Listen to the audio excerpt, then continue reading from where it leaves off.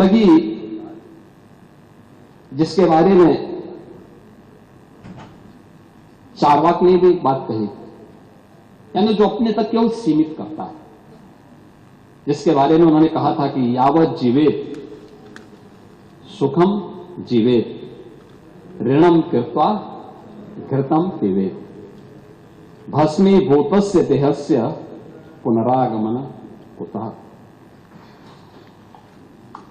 और यह स्थिति आप लोगों की है,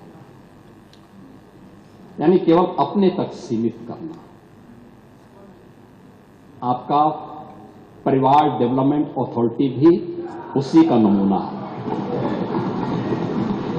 यही है,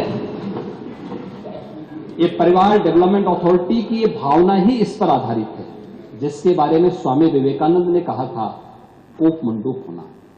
उन्होंने अपनी कथाओं में, अपने प्रवचन में एक बात को कहते थे कि एक कुएं में एक मेढक था।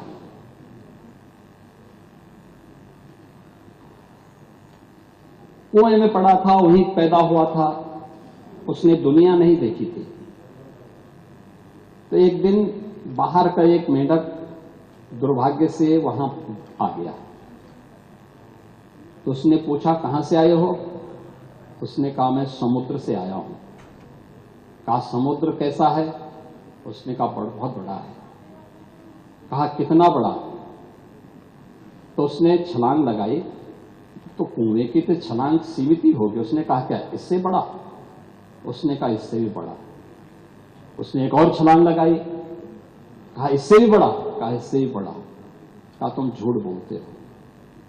और मुझे लगता है यही दृष्टि कोप मंडूक वाली आप लोगों की है।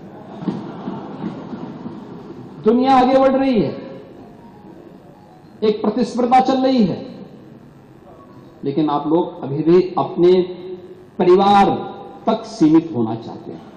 और इसीलिए मैंने कहा ना, परिवार डेवलपमेंट अथॉरिटी का शिकार आप जब हो चुके हैं, प्रदेश को भी आप वहीं ले जाना चाहते हैं। क्या स्थिति थी 2017 के पहले? 2017 के पहले क्या नहीं है उत्तर प्रदेश में? क्या नहीं था? क्या नहीं था उत्तर प्रदेश में? खन्ना जी ने कल प्रातः संकल्प रखा था, तो उस समय उस संकल्प में उन्होंने कुछ बातें कही थी।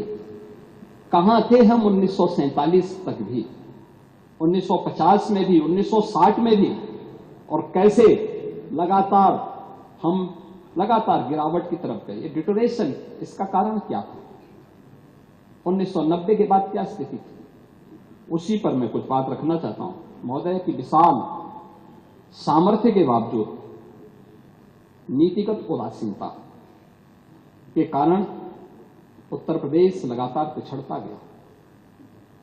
और एक समय ऐसा भी आया जब 1980 के बाद की गिरावट ने 1990 के बाद विभत्स स्वरूप लिया, और उत्तर प्रदेश जो देश का सबसे समृद्ध राज्य था, वह देश का सबसे बीमारू राज्य हो गया।